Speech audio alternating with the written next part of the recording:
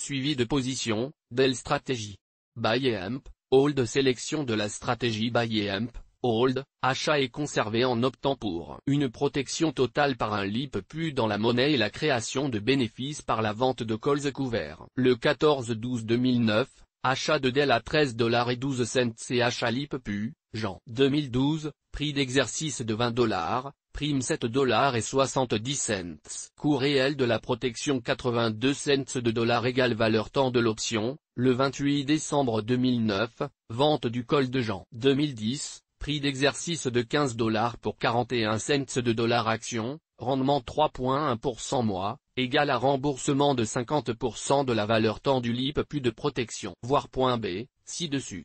Le 15/01/200110, expiration du call hors la monnaie. Nous conservons l'action et la prime et préparons la vente du call de février 2010 dès que Dell atteint à nouveau la résistance. Le 25/01/2010, grâce à l'option de vente, la récente baisse de Dell ne nous affecte pas. Nous disposons du droit de revendre Dell à $20. Depuis environ 2 semaines la valeur suit le Nasdaq. Par conséquent la date d'une prochaine vente d'un call dépend de beaucoup de l'environnement global. En attente.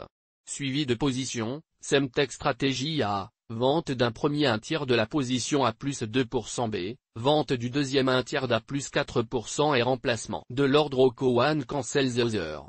L'un annulant l'autre, de protection par un stop suiveur pour laisser courir le dernier un tiers. Limitation du risque placement d'un ordre au pour vendre l'action au cas où SMTC passe 2% en dessous du support. Le 15 janvier 2010, un support n'est pas encore établi. Par conséquent nous n'avons pas encore pris position et continuons à surveiller la valeur. Le prochain support est attendu entre $15 et 50 cents moins $16. Les stochastiques lentes ne sont pas encore en place et nous attendons la confirmation du support et un signal de retournement de tendance de la courbe de prix, formation pertinente des chandeliers japonais confirmée par le MACD, les stochastiques et le RSI. Le 25 janvier 2010, il semble que le dernier plus bas de novembre redevient le nouveau support. Tous les indicateurs sont quasiment en place. Si le marché se stabilise nous prenons position dès l'affichage d'un signal d'achat par les chandeliers japonais. Suivi de position, Total Systems Service Strategy, moyen terme, de quelques jours à plusieurs semaines,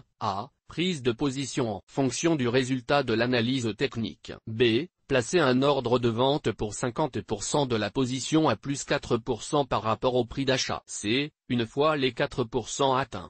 Remplacement du sell stop par un stop suiveur et laisser courir la deuxième moitié des actions jusqu'au retournement de la tendance. Limitation du risque prix d'exercice des options trop écartées, EGT.